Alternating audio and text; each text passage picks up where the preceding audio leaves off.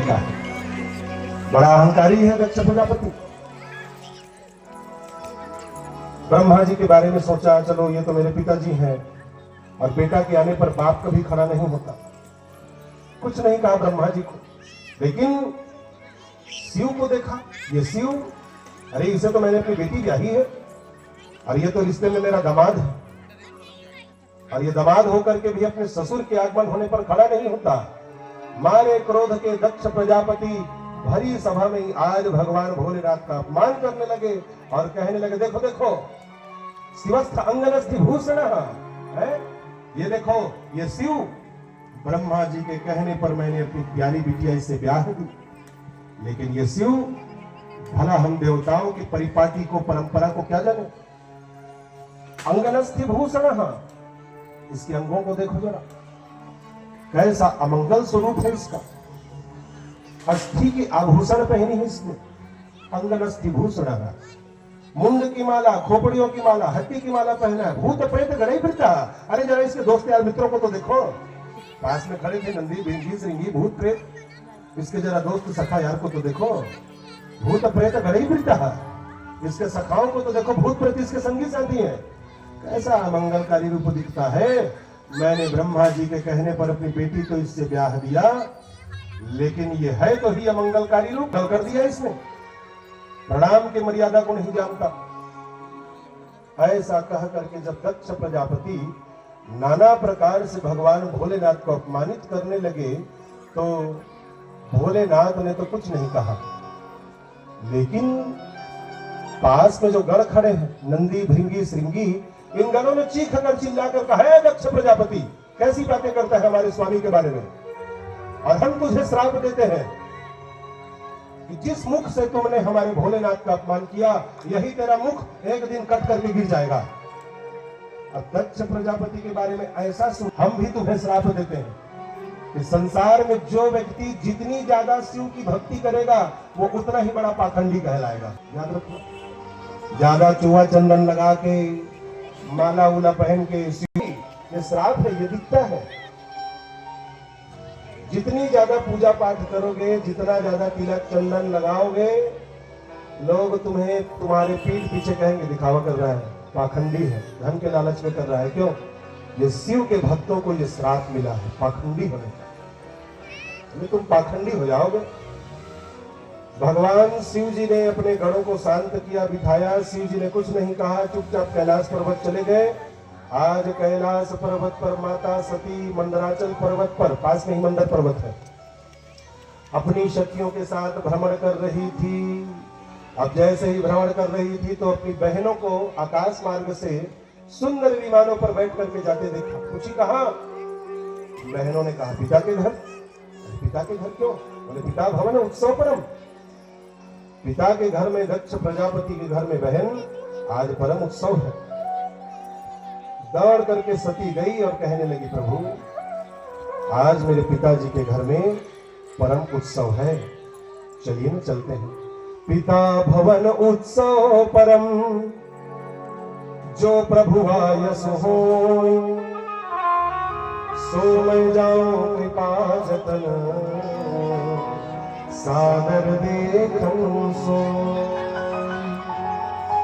स्वामी, मैंने अपनी आंखों से देखा है कि मेरी सब बहनें, सब दमान जा रहे हैं मेरे माता पिता के घर, मेरे मायके। चलिए ना, आप भी चलिए ना, हम भी चलते हैं। भोलेनाथ ने कहा, सती अरे न तो तेरे घर से कोई निमंत्रण आया, न तो तेरे घर से कोई आमंत्रण आया। चीजें होती हैं, आप अपने घर में जब शादी ब्याह करते हो, जन्मोत्सव करते हो, तो कार्ड के ऊपर लिखवाते हो, क्या लिखवाते हो? निमंत्रण की आमंत्रण लिख देते हो। भावों को समझा ही नहीं, क्या निमंत्रण और क्या आमंत्रण। सुन लीजिए, एक बार प्रेम से कहो ना, ओम नमः शिवाय। ओम नमः शिवाय। निमंत्रण का अर्थ क्या होता है? किसी को जब तुम निमंत्रण देने जाओ, कार्ड में अगर लिखा है निमंत्रण, तो निमंत्रण देने जाओ तो उसका मतलब है, भैया अरे मेरे घर में ब्याह हो रहा है, आपको निमंत्रण देने आया हो, दुनिया के काम को छोड़ के आना ही पड़ेगा। मैं कुछ नहीं जानता, कोई बहाना नहीं चलेगा।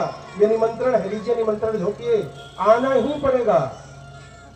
अच्छा, ये निमंत्रण है जहां पे जोर लगाया जा रहा है कि आना ही पड़ेगा। नहीं नहीं नहीं नहीं ताऊ, मैं नहीं जानता, तुमको आना ही पड़ेगा। ठीक है भाई, चल, इतना जिद कर रहा है तो हम आएंगे। ये निमंत्रण है। कार्ड के ऊपर लिखवा देते हो कभी कभी तुम आमंत्रण। आमंत्रण लेकर गए हो तो अब क्या कहोगे? सुनो, देखो भैया, मेरे घर में मेरे भाई की शादी है, आमंत्रण लेकर के आया हूं, अगर टाइम मिले तो आना, समय मिले तो जरूर आना, समय निकाल के आना।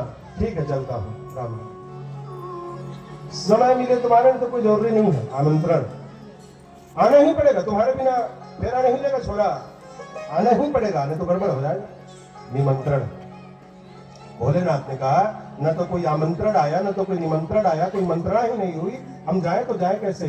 सती मैया ने कहा, स्वामी बड़ा काम है, महान बृहस्पति तो उत्सव यज्ञ कर रहे हैं। कहा? बोले हरिद्वार के किनारे ले जाना। कनखल नामक स्थान में ही दक्ष प्रजापति ने यज्ञ किया था। हाँ, हरिद्वार के पास में हो रहा है। चलिए, पतित पावनी गंगा के किनारे कनखल में। भोलेनाथ ने कहा, आवत ही हर्षे नहीं नैनन नहीं सने, तुलसी वहां न जाइए कंचन बरसे मेघ। हे सती, जिस जगह जाने पर लोगों की आंखों में, सामने वाले की आंखों में तुम्हारे लिए प्रेम में झलके, उस जगह पर मरजाए नहीं जाना चाहिए, भले सोने की बारिश क्यों ना हो। लेकिन माता सती नहीं मानी। अब माता सती इसलिए नहीं मानी मेरे भाई और बहनों, क्योंकि किसी भी हमारी बहन के लिए जिसका ब्याह हो गया है, उसके लिए संसार में सबसे प्यारा अगर कोई जगह है जहां वो जाने के लिए हमेशा लालायित रहती है, तो वो है उसका मायके। जहां जाने के लिए सौभाग्य, उस जगह का नाम है मायके। अब ये सती भी तो अपने मायके से उतना ही प्रेम करती है।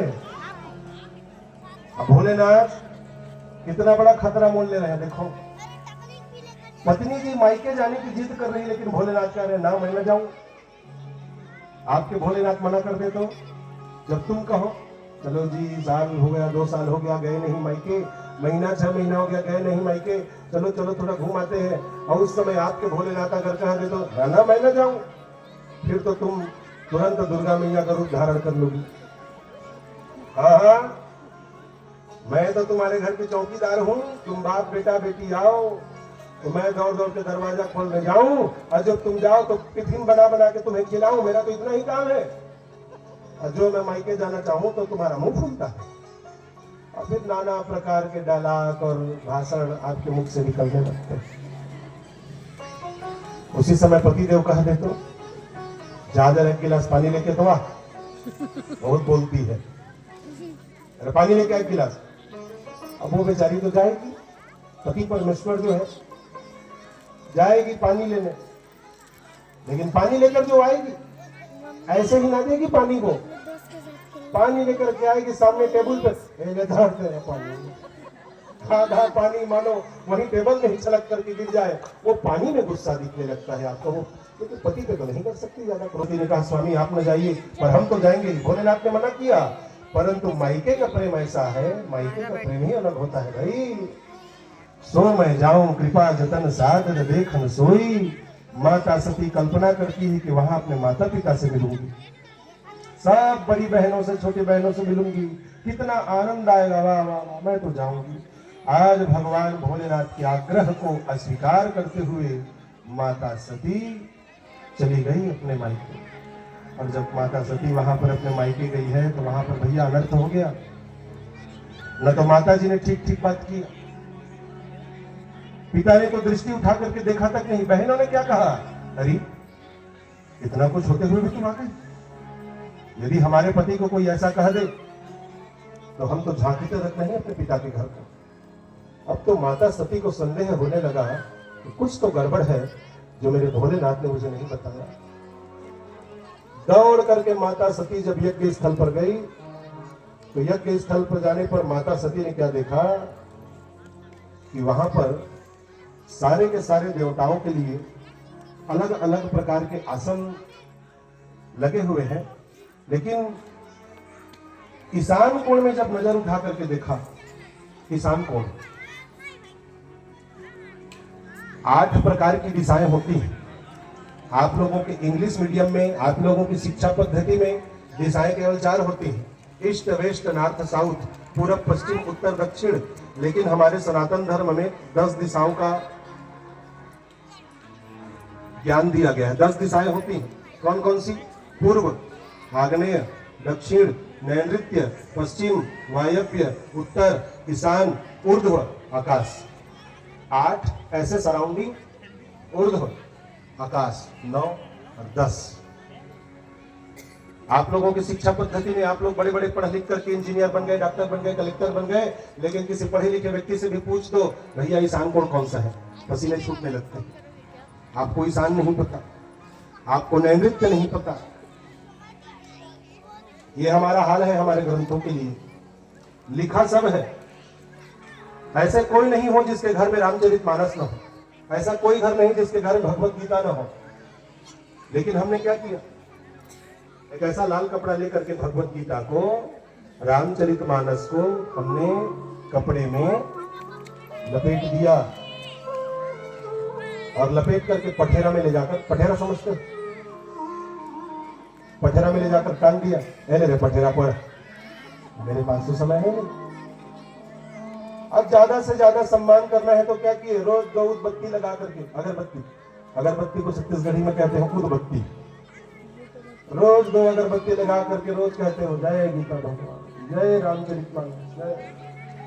अब आप बताओ, कोई 12वीं कक्षा का बच्चा जिसने मैथमेटिक्स सब्जेक्ट लिया है, वो मैथ्स के पुस्तक को खिड़की में रख करके, फिजिक्स के पुस्तक को खिड़की में रख करके, केमिस्ट्री की बुक को खिड़की में रख करके रोज दिया बत्ती कपूर दिखा करके जाए, कहे जय फिजिक्स भगवान, जय केमिस्ट्री बाबा।